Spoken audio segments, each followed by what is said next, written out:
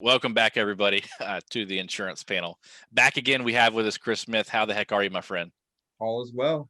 Now, I noticed that you started putting Christopher Smith on when you type it in, but it's really, we all know you for Chris Smith. Do you want to be called Christopher now, or do you want to be called Chris? I just like to be that guy that doesn't need a name tag when you go to events. So call me whatever. Well, I think you're there, especially if you're the guy putting on the event. I did an event with you Ooh. in Tennessee. Everybody knew who you were from that. So if you put on an event, people know who you are. Absolutely. Yeah, I think Ramiz, who was actually part of the show one time, I did an interview with him. Someone said, "Who the heck are you?" And he goes, "Just Google my name.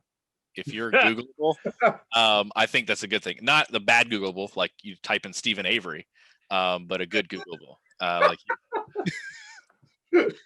I was watching that show, just before this, so that's on my mind today. Yeah. Chris has got a harder road with the just Google my name thing, though. Yeah.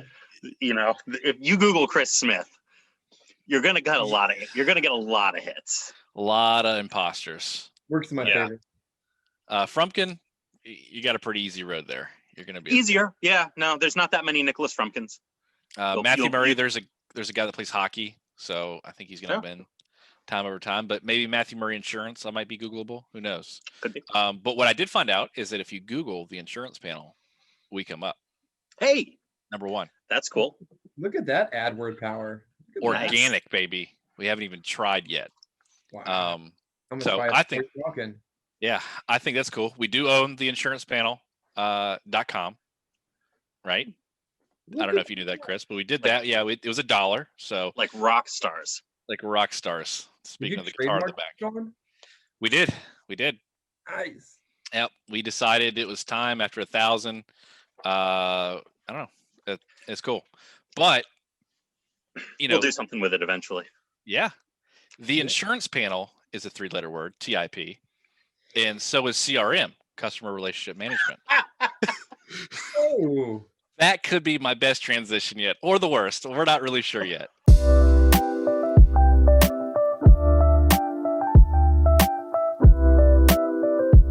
What do you think down in the comments?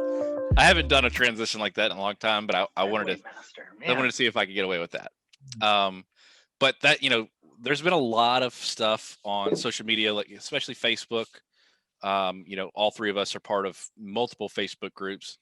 And over the last, I would say 6 months, maybe even a year, but really the last 3 months, all three of us have seen nothing but CRM. Yeah. I don't know why it's so popular a topic all of a sudden. Like it just kind of, it's the thing that everybody wants to talk about right now. And I don't really. Well, I want Chris to say his piece about it, but I think I have a really good idea of why it's become so prevalent in the last 9 months. Specifically the last 9 months? Yeah. Okay, fair enough. I think it might be helpful just because people are probably servicing their book of business as a reliable way to fall back on business. Some people are afraid to go into the field, choosing not to go into the field, finding difficulty with lead flow. Direct mail has sort of fallen on its ass lately. And they just find their existing book of business to be easy people to go service. And if they're in a resource like a CRM, it's easier to do that. And when they're trying to service their book of business, and like I did, having to pull boxes out of a basement closet, realizing that a CRM may have made that a little bit more time efficient. Absolutely. 1,000%. And having all of your notes on the back of a direct mail card is not an efficient way to do it. That's how I used to do it. And in the back of my car was just loads and loads of leads, and it was an inefficient way of doing things. So let me ask you a question, Matt. Okay. Once upon a time in one of our videos, and don't ask me which one because I don't remember, but I remember you said this. You had said that you feel that if an agent is new to the business, 6 months or less, maybe 6 months to a year, that they should not waste their time with a CRM. Do you still feel that way? What I mean by that is that having a CRM and learning how to use it is perfectly fine, but I think the developing of your CRM to do auto text campaigns and refresher, emails and birthday cards and all those things is the cart before the horse. The reason those things work for Chris is because he has an established book of business. But if you have no book of business, you can sit there and have all these cool ideas that's going to happen, but it doesn't do anything if you don't have any actual people inside of your CRM. So I think it's viable to have a CRM, and you should start putting people into your CRM to build your database, which would be leads and or clients. But for the first 6 months, I don't think you should worry about the so much the nurturing of all of those things. Should we take a step back for a second and define what we're talking about? Yeah, I'm Or lost. do we feel like everybody knows what we're talking about already? I don't think anybody does. Okay, yeah. Nurturing eggs in the backyard here or something. Yes. Okay. So, this is my thought process. I didn't get to say it. I think that the CRM thing has happened so much over the last 9 months is because that's about when Corona really started to take off, and a lot of people switched from all direct mail to all Facebook leads or digital leads, right? And it's very easy to get digital leads into a CRM and put them through a dialer to just dial outbound and go about it that way, right? So I think they've become more prevalent, the first 3 or 4 months of Corona. And then the last half is when people really started figuring out, like myself, the stuff you can really do with a powerful CRM. But I think does that make sense as to why I think they become more prevalent? I just want to make sure that's my thought process. I think you're right. I think it's a lot of people doing telesales stuff. Yes. Wanting automation and stuff. Yes. Although I think the three of us probably have 3 different opinions on whether CRMs should be used and how they should be used. I've been using a CRM since before I went independent.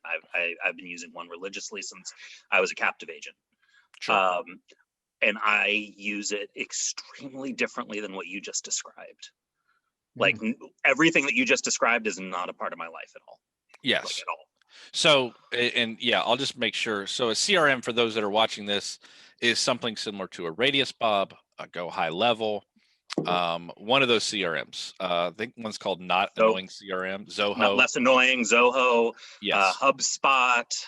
And it's a Salesforce, and it is a place to put your leads and or contacts, right, in ways to contact them later, reach out to them, nurture them, or just keep really good records of everything that you have on that client. I'm losing my train of thought, and that's okay. I'm going to get back to it. Basically, an agent that's brand new, I think, should use the CRM for uploading leads, calling their leads, and booking their appointments. That's it. Mm-hmm. After 6 months of being in the business, they should use that CRM after they have an established book of business of following up with those people for things like birthdays, holidays, etc. Final expense agents? Yes. Okay. What do you think, Chris? Well, I'm probably the worst at a CRM that there possibly could be. It's just kind of like a car that you think should be better organized, but it never will be. My CRM consists of what I've saved into Notability and what I put on a thank you card list that my assistant does. And it works for me, but it probably is not an effective way to do it for others. I think a new agent should focus on making money, and then everything else will work from there. If your money's right, everything else will be okay. If your money's not, then you're just screwing around. And I think organization's a good thing. So at the minimum, I think an agent should get a Google Sheet out, put like the client's information, the address, what you sold them, just some really basic stuff on there. And they should also do a good job of dispositioning their leads. However you do it. If you got to throw out the lead that you physically printed to disposition it, good job. Whatever you do, document when you were there. Just organize your leads in some form or fashion, organize your clients in some form of fashion, and do this because if you ever change uplines, you often may lose access to those clients via the carrier back office site. If you're in the midst of a transition period, they won't give you this information oftentimes. If the carrier dies, like Settlers, God rest their soul, you might not be able to access it as easy as you thought. It's your business, so you should organize your clients, but it shouldn't impede your ability to go make money. 100%. I remember when I was getting started, somebody, I wish I remember who, but one of these people that I was paying attention to who called themselves, some an insurance sales guru. It was not a specifically final expense person at that point, because I wasn't specifically a final expense person. But they said that the biggest problem that new agents had is that they spend all their time CRMing and not selling. Yes. Getting ready and to get ready. getting ready to Yes. get ready. Yeah. And you absolutely, and especially with some of these CRMs, as good as some of them are, Go High Level takes a lot of work to get set up. It does. It takes it. I'll disagree here. Okay. And I will agree that when you first get into Go High Level, if you allow it to, it will consume your life. Yeah. It will take over. But the only thing, and this is what I mean for a new agent, and we all three agree here, that a new agent, first 6 months of business, should only be focusing on learning how to make calls, book appointments, go see people, and make money. Very simple, yeah. Yeah. Right? Absolutely. I would say that's if you can master that, honestly, you don't need to do anything else. No, you don't. Okay. But when we go back to Go High Level, it's hard to set up. The only thing you need to do, okay, is integrate your Google Calendar. Mm-hmm. That's one step. Set up your Twilio number. Mm-hmm. 2 steps. Import your leads and make dials. That is 4 steps. And I did a video and I had someone watch it, and she said she was not technology savvy and she figured out how to do all of it in 20 minutes. Okay. So maybe Go High Level was not maybe the best example, but Salesforce, yes. Zoho, HubSpot, Pipedrive, they take setup. They take time, and you can very easily get pulled down a rabbit hole of, setting up birthday fields that are searchable and, progressive, and, it'll automatically age your clients for you, and it'll send you reminders when they turn 65, and it'll send them text messages on their birthday. And you can do there's a ton of stuff that you can do, and some of it maybe is good stuff to do. Yes. But it can be very time consuming, and it can be very easy, especially for a new agent who is not comfortable going out in the field. It can be very easy for them to say to themselves, well, shoot, I can't go run appointments today. Look at all this work on my CRM I have to do. Yes. Mm-hmm. Very, very easy to tell yourself that. Oh, yeah. Because it can be very time consuming, just like learning to run your own Facebook ads, which is a valuable skill, mm-hmm. but can also be very, very time consuming. Yes. And so the big caution I have for anybody is that anything like that, whether it's valuable or not to do, you need to make sure you're not doing that instead of going out and working in the field, mm-hmm. and that you should never be taking business hours time to do that sort of thing. No, I think, sorry, I know you want to talk, Chris. No. Jeff Root was on the channel when we were talking about this, and he said you should get a CRM and set it up in a day, take a day and set it up and then sell. Yeah. That's it. Mm-hmm. It should not take you more than a day. And if you're spending more than a day on your CRM, stop what you're doing, go call your leads, book appointments, and go. Come back later. Sorry, Chris. I just had to say that. No, I agree. I think that's a great Saturday thing to do. I tell my folks every Friday, this weekend, your job is to plan, prepare, rest, and reset. So part of preparing is to take all those people and plug it into some type of a CRM, as basic as Google Sheets, as advanced as, whatever one you want to use, but that doesn't happen during income producing time. Yes. And a lot of people struggle with prioritizing tasks like this. They have trouble prioritizing emergencies, like, oh, I need to be out of the field because my car broke down. No, you need to go to Enterprise and rent a car. They just have trouble prioritizing situations. So when this seems like a valuable tool, they don't realize that it can be deprioritized to a non-income producing time. I really want a website built. I love an opportunity site. I'm working with my upline on it, and he said, this is a weekend task.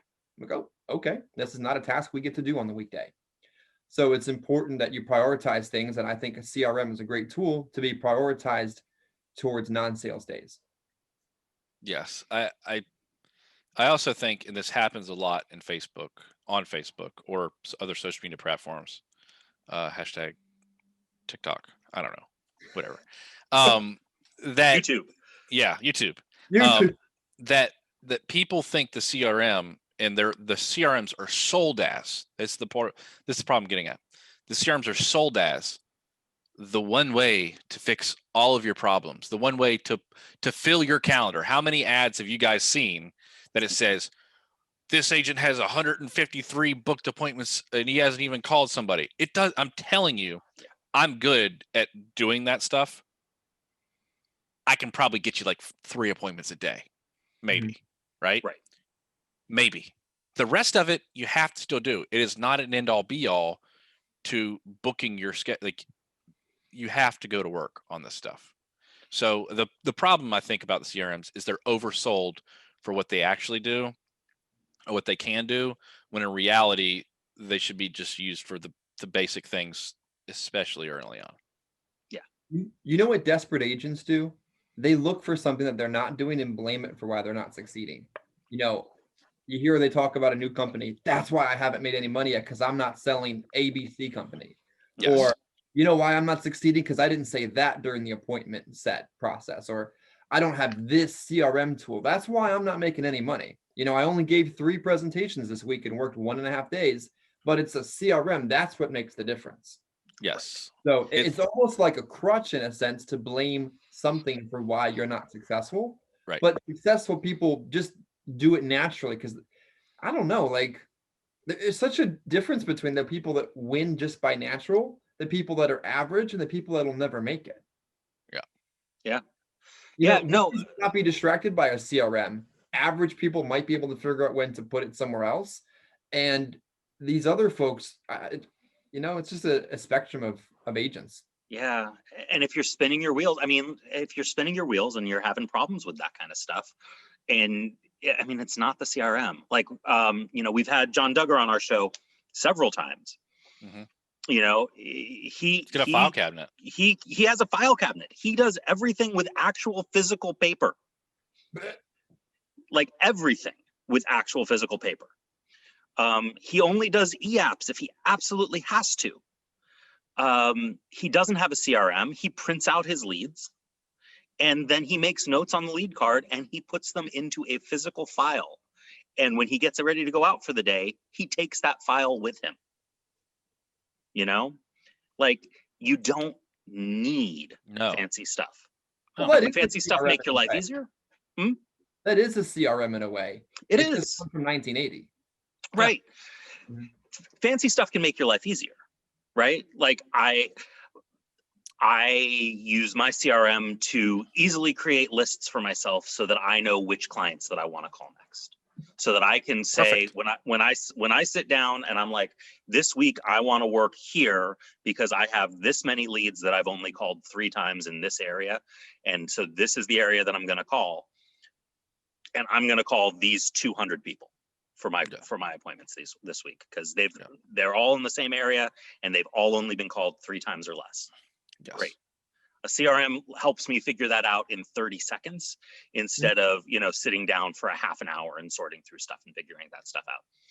But, you know, I've done that sort of thing in like the parking lot of a gas station.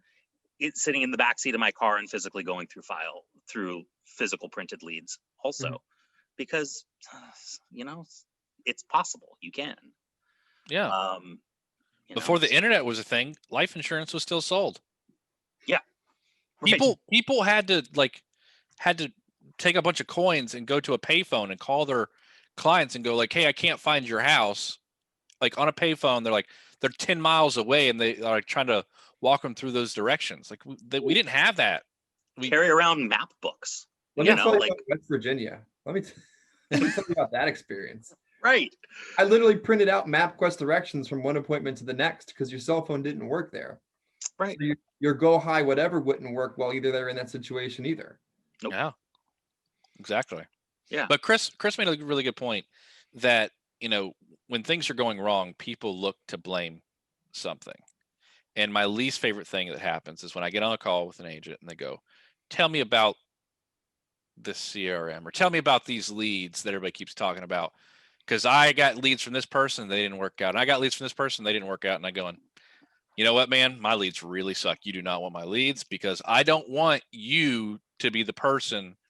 I don't want you to fail on my leads and then I'm the nail in the coffin, right?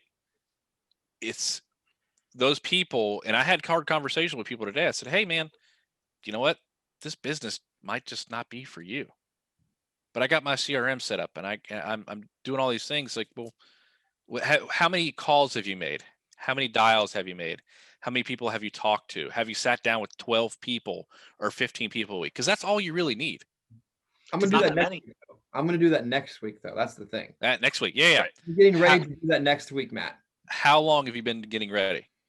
It's been about 4 weeks this year. Okay. That, How long can you sustain that? Man, I got no money, Yeah. I'm You waiting need for to- that. I'm waiting for that one Ascendo policy to pay, and then I could buy your leads that we're talking about. That I'm not going to work them anyway. Yeah. I'd suggest you go door knock. Or get a job delivering pizzas. Go do something else. There are easier ways to make money if you don't want to do the job. You know, the thing that you have to understand, first and foremost, your primary job as an agent is to find ways to sit in front of people. Yes. Or if you're a telesales agent, find ways to get people to sit on the phone with you and not hang up. Mhm. But like that's your job, you know. And again, when I was working captive, they used to say to us, because we were not allowed to purchase leads, they would say to us, "You are not in sales, you are in prospecting. This is not a sales business, it's a prospecting business. Find your prospects, and that's the only thing you ever need to do. Sales will come. If you sit with enough people, sales will come." At your first place, Nick, if they got, Yes. Was it like you were like sniffing crack cocaine if they found you with like buying leads? Oh, Like they you had to fired you. hide it. You had to like hide it from Yeah. somebody. Like, you know what I mean? Yeah, they would fire you. Also, what we sold didn't like it's hard There's to get no lead leads for that, right? Yeah. There is, but they're really tough, and it's all like it's weird shared internet leads and like supplemental health products, not like MedSup, but like supplemental health insurance products. It's really hard to direct mail lead for that. So that's part of the reason, but That's just the way it has to be done. I don't know. I mean, Everybody's if always done anybody it. comes up with a quality lead for it, I'm sure that there are a bunch of agents out there that would love to sell that stuff. If you get in front of a person, it's actually a real easy sale. Like you sit down with a person, especially in today's day and age with the way our health markets are going right now, it's very easy to say, hey, listen, this will pay you like $50 a day if you're in the hospital. And they'll also, if you like need to have surgery, write you a check for like $5,000, you know, and it costs like $30 a month. You Okay. want to sign up? Sure. Like, Yep. right. Like, I mean, it's a super easy sale, but Right. Getting in front of the people who actually want to talk to you about it is difficult. Right. It's so much easier to sell final expense Yes. because you have a lead. You have people who have already said, hey, I would like to talk to somebody about this thing. Yes. And then you show up at their house and you have the lead that they filled out and you talk to them about that thing that they said they wanted to talk to you about. It's not that complicated. Can we just go on a tangent real quickly here? I've Sure. seen a lot of new agents. There is a lot of new agents in the industry right now. Yeah. Either it's the end of the year, new me type of thing. People are just getting their licenses. And Chris and I are on a group that we moderate. And I don't know how many you approve during a day, but it's insane. It's probably like 150 to 200 a week. It's wild. Okay. Jesus, Like went to really? the bathroom and came back and there's 30 requests. Right. And it's okay. Here's the Yikes. problem. These new agents are coming on. Okay. And they're going on, they're asking, they're saying, hey, my IMO told me that I should triple dial these leads. You know what? But if someone called me 3 times, I wouldn't like those people. So I'm probably not going to call 3 times. I'm going to call 1 time. I'm going to wait a few hours, then I'm going to call again. And then I'll leave a message too. And I'm going to leave a message to make sure, because they know that I'm calling because these leads are fire, right? I am telling you, from each one of us that are on this show right now. Yeah. You are not a final expense prospect. You in your right mind would never, ever fill out a card on a piece of paper with your information on it, sign it, walk it back to your mailbox, put it in, put the flag up, and wait. about and then set an insurance. appointment to have somebody come out. You just expect something is going to happen. You in your right mind would never go on Facebook and see a picture of a casket talking about state-regulated fine expense programs and go, you know what? I really need to take care of that. I'm going to give all of my information to a phone, right? And I'm going to give them that my favorite color is banana yellow, right? You would never do that, right? So you don't get a say if those people are going to be upset when you call for the third time. Nick, Chris, y'all have called thousands of leads, right? Mhm. Has anybody, how many people on your hand has yelled at you when they picked up the phone?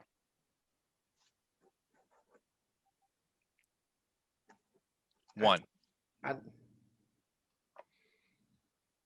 Nick? I think the people that say that eventually will become final expense clients. Yes. Yes. I mean, I've never had anybody not set an appointment with me because of it. Yes. I have had somebody be like, man, you called me like 8 times today. What's going on? And then you said your script and they were like, And then- oh, okay. Yeah. I'm like, oh, that is actually important. Yeah, I did want to talk to you about that. Right. Yeah, I don't know. Like it's not that big a deal to call people multiple times because they are people that want to talk to you. Right. And it's not a directly applicable concept, but another concept that I was taught early on is don't think for your clients with your wallet. Yes. You know, don't use your money and your ethics and your, you know, sense of what you would like to happen to you. Mhm. Don't project that onto them. You're not selling you, you're selling them. Figure out what they like, what they feel is appropriate, how things work for them. I've had people thank me from calling multiple times. I've multiple people, more than once. I've had somebody say, gosh, I'm glad you called back because I was all the way on the other side of the house and I don't move like I used to. And if you hadn't kept calling, I just would have never gotten to the phone. Mhm. This is not more than one time I've had people say this. Yeah. But were you doing it from a CRM is the question. Yes. But yeah, so to bring it back around to the nominal topic of the day, I do use a CRM. I use a CRM to organize and manage my leads. And since I've hired an appointment setter, it's actually like, I don't know how you use an appointment setter without a CRM because like, how do you get the appointment setter the lead information? That seems like a nightmare. That seems so complicated. Whereas I can just be like, here, log into this and just disposition, and I know who you've called. Yeah. But it is it's something that I have found to be extremely helpful for me when it comes to dialing leads. Yes. Because it makes all the tediousness of tracking what you're doing kind of go away. You know, it automatically records how many times I've called a person. It automatically prompts me to say what happened at the end of each call, whether there was no answer or whether they set an appointment or whether they, screamed at me or whatever. And it prompts all of that. And then I can click a button and it's automatically on my calendar and I don't need to write anything in. It just kind of happens and it smooths things over. It makes it easier for me to go through and call more people faster. I can hit all of my fresh leads in under a half an hour, and I can have all of them called and have set with 8 or 9 in a half an hour, maybe 45 minutes if some of them are talkers. But I thought you needed a dial day. I thought you needed a whole data set appointments during the work week. No, you don't need one of those. You need some time set aside to dial. And I need an office day now at this point because stuff comes up. You've got thousands of clients. They're going to want you to do things for them. And I actually think you should as the agent do. There are some agents who will point them just directly to the carrier. But I still do things like I update my clients' bank accounts for them. I update beneficiary changes for them. I do change of address for them. You don't have to. And if you're brand new, maybe you shouldn't. I don't know. I always have. Maybe not, Nick, but what's your persistency look like? It is real good. It's over 90%. There you go. Right. You know, and I sell multiple policies in homes a lot. But would you agree that those things come later? Like you don't set appointments from your CRM, the topic at hand, during like a Monday. No. It just makes me physically ill to hear people calling on weekdays. Like that's money days. Yeah. No. And so I've said this before. I work a really long Monday. I spend like 12 hours in the field on Monday, not talking the time to drive to and from my first appointment and home from my last appointment. You know, I try to run like 10 to 12 appointments on a Monday. And then I kind of take Tuesday off because I'm just tired. And on Tuesday, that's when I do things like if there's any paperwork that needs to be sent in, if there's any follow-up phone calls that need to be made, if I need to talk to any carriers. And yes, if I need to spend a couple of hours setting appointments for Wednesday, then I do that then also. Mm-hmm. At least Monday, that's my point. But yeah, but it's crazy to me how many people don't start working until Monday. Like, and we've said this before too, you know, you're on a clock. You know, your most precious resource is time. Mm-hmm. And you only get so many hours in a week. Mm-hmm. And that week starts Monday morning. So you don't want to blow your Monday by not going and seeing people. Also, like, and I know that this is not like every like manager's favorite thing for agents to be told, but if you go out on Monday and you write $5,000, take the rest of the freaking week off. You deserve it. Relax. You made $5,000. You're fine. You have to write 50,000 in a month. No, you don't. Well, so you only need to do that if you're on a 40% contract. If you're on a 110% contract and you write 5,000, you're going to have made a lot of money that week. You will have made more money that week than most people make all month. Yes. Fine. When you first come to the business, you should find out how much business that you need to write on your contract level to make the income that you want to make on a weekly basis. Whether that be 3,000, 5,000, 15,000 for the week, right? If that's enough, if you do it on a Monday, then congratulations, you're done. If it takes you until Thursday at 5 o'clock, congratulations, you did it in 4 days. If it takes you until Saturday morning, congratulations, you did it. You're a business owner. It's part of the gig, right? You should learn how to do it in a shorter amount of time, right? And I think early on, some agents take a little bit longer to get like Nick, you know, to whether they're writing the business they want to write in a 3-day period or a 2-day period in the field. Yeah, right? I've been doing this a lot longer than most people watching this have. Correct. Mm-hmm. But you can get there, is what I'm saying. Absolutely. When you first off expecting to take the whole week at it, like you said. Yes. Yes. If you spend an entire day dialing, something's desperately wrong with either your leads, bad internet leads, with either bad leads, or you have a really bad script, or you're not dialing as much as you think you are. Correct. Which is where CRM helps. I will say this from a management standpoint: if an agent uses their CRM, and I can go in there, and the agent I say, "Hey, I gave you 50 leads. How'd you do?" And they go, "I called through all of them. I went through all of them. I couldn't close a casket. I couldn't get any appointments." And I pull the report, and you've only made 50 dials. That means you dialed one lead one time. Yeah. That's not really calling through your leads, right? Yeah. Mm-hmm. At minimum, the very minimum, you should call through 53 times, right? Right. Triple dial, it's 150. I'd be happy with that. but just calling one through time. And then, but then they say, I did all these things. So when a CRM is good, also from a management standpoint, is actually being able to tell if your agents or people in your hierarchy are lying to you, right? And if you're a manager that pours a lot of resources, aka cash, into their hierarchy for leads and other things like that, I'm not going to if I don't see at least trying. If I see people trying and really going at it, I'll continue to support you. I will help. But if I see nothing, it's hard for me to make that decision. So